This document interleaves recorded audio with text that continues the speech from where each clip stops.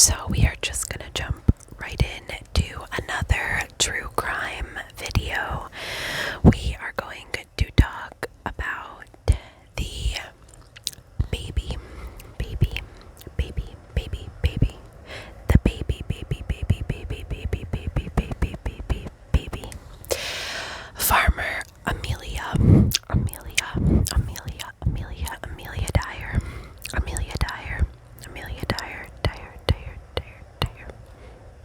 Okay.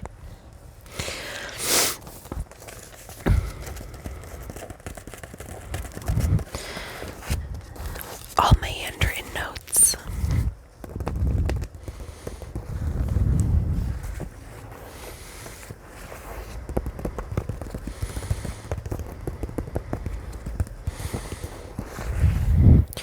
I just realized.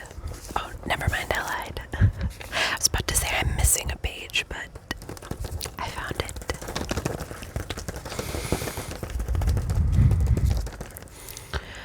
So sit back. Just sit back and get comfortable. Thank you for all your messages and your comments on my last video and reaching out to me again. I'm really grateful and happy and thankful that you all are loving the content and getting relaxing.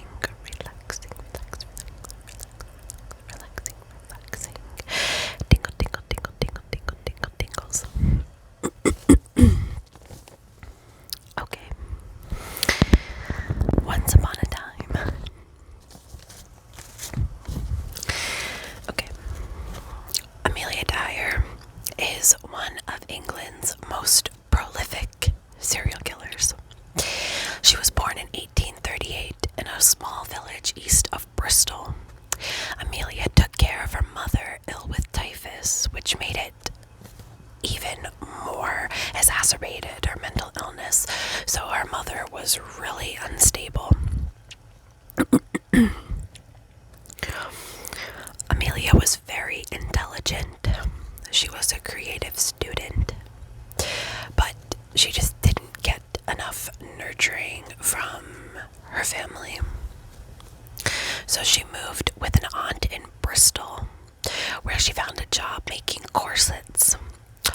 Her father died shortly after she had made this move, and her brothers inherited any money, any family business, any family assets, and they kind of just estranged her.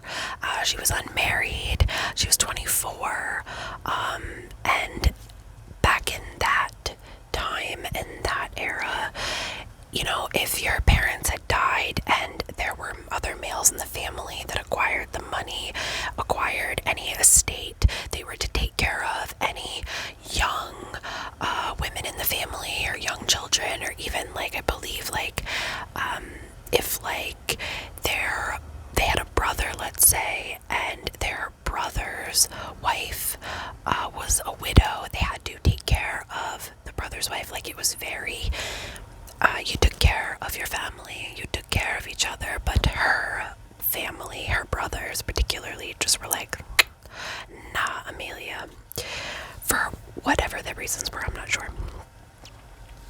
So she was forced to fend for herself financially. So shortly after she was estranged, she was married to a much older man named George Thomas. Now, George was 59 years old, and again, she's about 25, 26, around this time, and they both had lied on the marriage certificate. Now, in her search for a new career to, you know, keep herself financially stable, in Victorian England, midwifery and nursing were incredibly noble practices to go into, respectable, and you know, life was really, really tough for Amelia, and this just kind of felt like an effortless thing for her to go into midwifery and nursing, and she kind of took it upon herself to create an even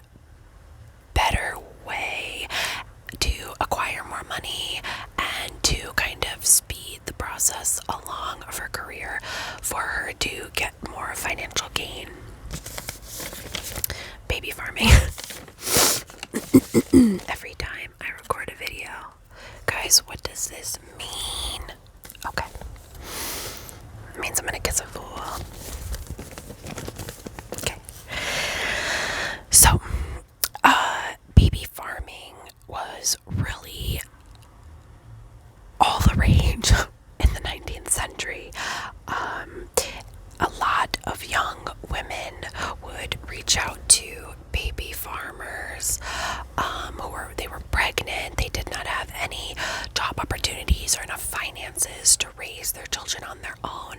So it would kind of be almost like they would like hold the child and you could come pick your child back up, or you could just kind of give up your child to these people, these nurses, these midwives, and this is what Amelia did.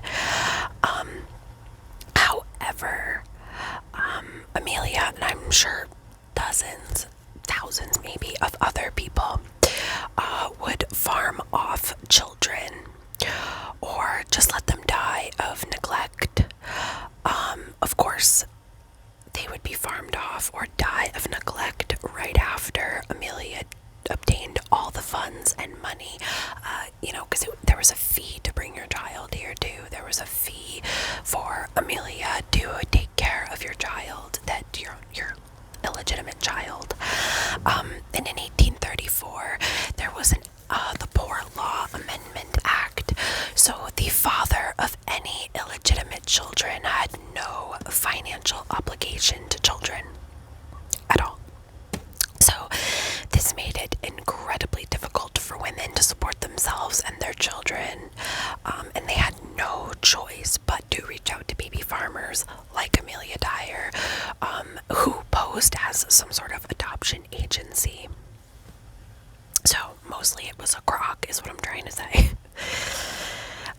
So the parents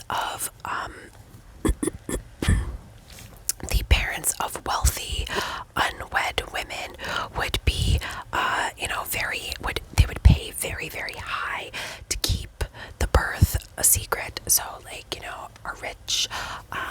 a local rich family, their daughter gets in trouble and gets pregnant, the fees would be even higher. The more secretive it needed to be, the more kind of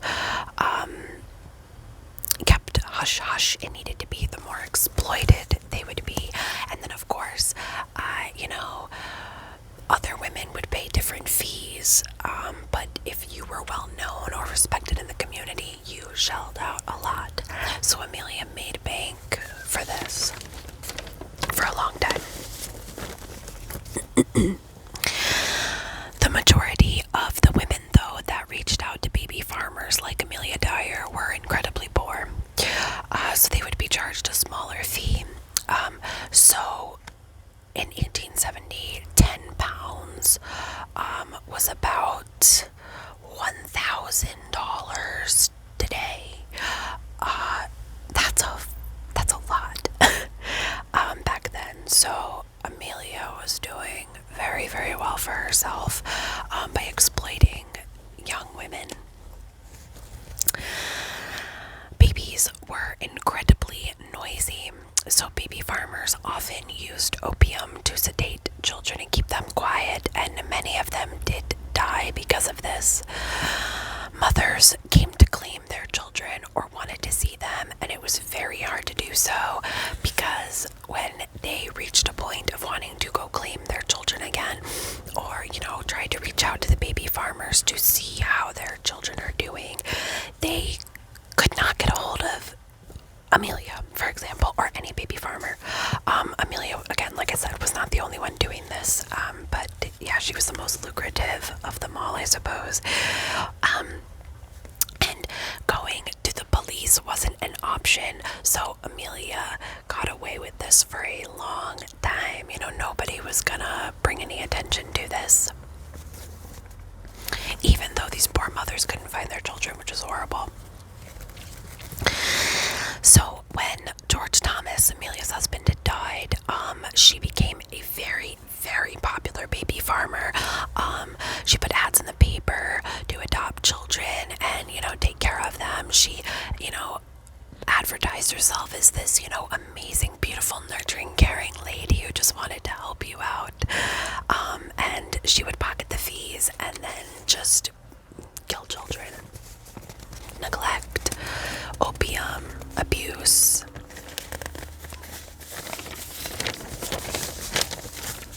Then,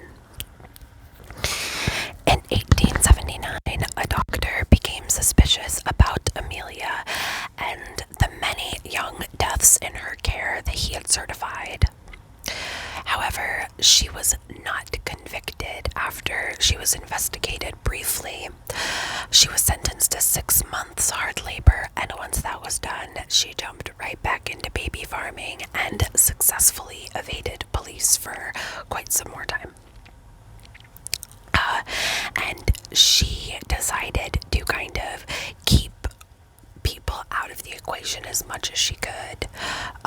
With her, practice, she began to take care of the babies more herself, becoming more of a doctor-like person, and certifying her own deaths, or her children would just, go missing. She would create aliases for herself. She started to just be really, really careful about who knew the ins and outs of her baby farming practice. Then a governess came to see her child that she had left in Amelia's care, and she noticed immediately that the child that Amelia presented to her was not her child. Frightening. And she went right away and told the police, which was very brave. Amelia had tried to kill herself when she had, thought that, okay, this is it, like, this is how I go down. So yeah, she attempted suicide. But basically, this is, like, ridiculous. She was basically pickled in alcohol and opium, so her tolerance to, like, anything that could have killed her, any, medicine or drug or anything that could have killed her internally, just, like, did not even touch her, because she was just such an addict and an alcoholic. Wild.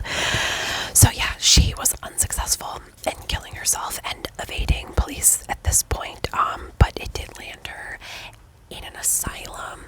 So perhaps maybe that might have been her plan all along. I don't know. Because once again, she was able to evade police by taking a stay in the asylum and getting mental health care. So then she began to, take another step and say, I gotta recruit people to help me out with this. So she wanted to create this look of a happy, functioning family in her advertisements. So she, brought in her own daughter and her daughter's husband, and I imagine other people as well, to kind of keep her secret and, keep the money flowing. So then a 25-year-old barmaid had a baby and sought out adoption in Bristol. She was looking in the Bristol Times, and right next to some ads, she had seen an ad from Amelia Dyer asking £10, which, again, like I said earlier, is about like $1,000, maybe a little more, maybe a little less, to adopt a child to call her own. And she was a great family, and assured the barmaid, whose name was Evelina, that her daughter Doris would be loved and taken care of. So she paid Amelia the money and handed her daughter over. A few days later, Amelia informed her that her daughter was safe, but she lied about where her daughter was and where the family was going. So they all went to London to be with her daughter, Amelia Dyer's daughter, Polly, where she had lived, and she had been, recruiting her into this business as well. So during this move, she wrapped white tape around Doris's neck and killed little baby Doris.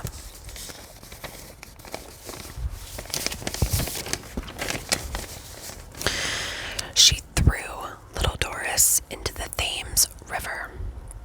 And in 1896, around this time, in the Thames River, a baby girl was found with tape on her neck, and they were able to kind of put two and two together, because they were also finding that other children that had been in Amelia's care had this like tape around their neck, almost like a tag of some sort. So they were like, we need to catch this bitch Amelia Dyer killing babies. No bueno. So they used a decoy and arranged a meeting with Amelia and finally apprehended and arrested her. When they searched her home, the police were completely overwhelmed with the stench of death, found this tape, this white tape, everywhere. Receipts, letters from mothers of at least 20 plus children. However, it is believed that she had killed 400 plus children and babies. Evelina was informed about her father. Oh my god. Evelina was informed about her daughter. I don't know anything about her father. And Amelia's son-in-law was charged but eventually let go with this Thames River discovery, as well as Amelia. And then in the Thames River, when they dredged it, they found more bodies and were able to tie other cases back to Amelia and her family. Amelia pled guilty to only one murder of Doris, Evelina's daughter.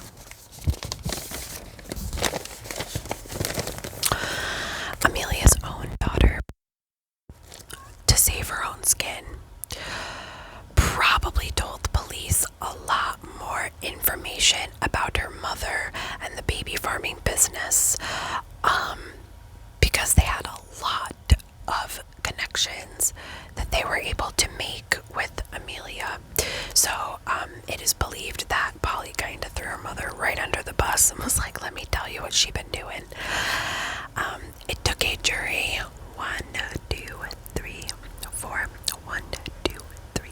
4 took them 4 minutes to convict her guilty.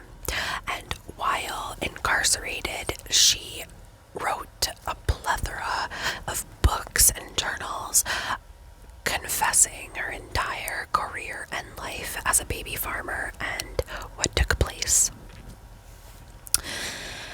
When the jury convicted her, she was sentenced to death and to hang. At 9 a.m.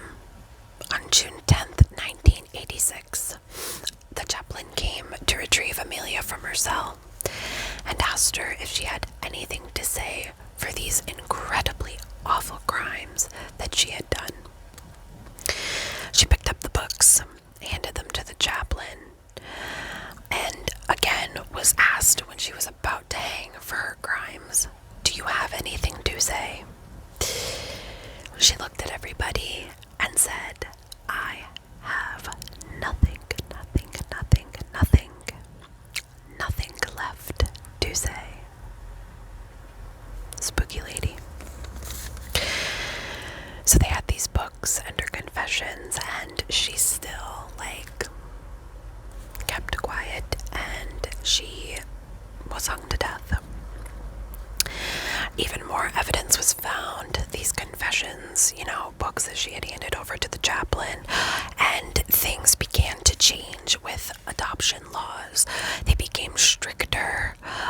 The trafficking of children did not stop, but this was the beginning of everything kind of changing for adoption and fostering and, the care and laws and rights of children that were adopted or needed to be adopted. This case was crazy, had so much information, and one really incredible piece that I, found and was really looking into is there's an incredible theory that Amelia Dyer, did you hear that burp? I apologize. There is an incredible theory that Amelia Dyer was in fact Jack the Ripper, or Jill the Ripper. There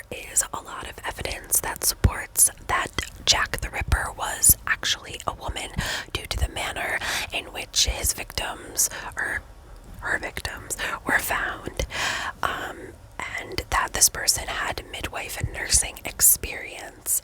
And there is a lot of speculation that, points to Amelia Dyer being this person.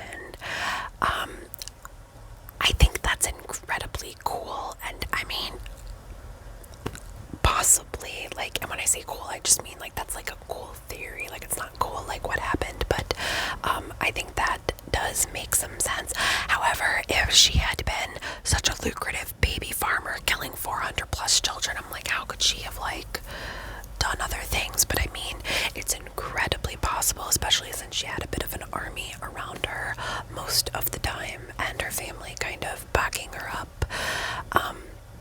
So yeah, I want to kind of make this video a to be continued video of some sort, because I want to dive in a little bit and look into the Jill the Ripper theory, which I will touch on Amelia Dyer in that as well.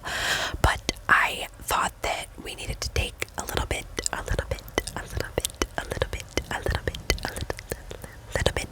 of time to kind of talk about Amelia Dyer, excluded from the Jill the Ripper theory, because, like, this lady, like, oh my god. And I definitely encourage you to look it up yourself in the theories. It's incredibly cool. If you want to kind of comment below, you should comment below, and, let me know what else you've heard about Amelia Dyer or the Jill the Ripper theory. Let's all kind of talk about it, get the juices flowing, because I do want to create some sort of, like I said, continuation video, or video solely on the Jill the Ripper theory.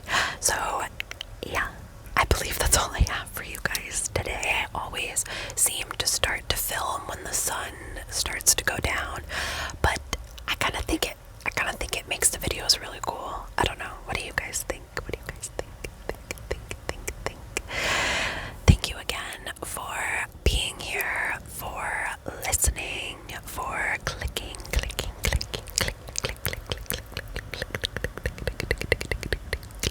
on this video. Reach out to me, comment below, let me know what cases you'd like me to cover. Let me know what you think. You are always welcome to reach out to me on social media as well, which I believe is up there in my cover photo. Give it a little click. I'm on Instagram. Who isn't on Instagram? But yeah, reach out to me. Let me know what you're thinking. Let me know any ideas. Let me know your favorite triggers. And I really hope to hear from you all very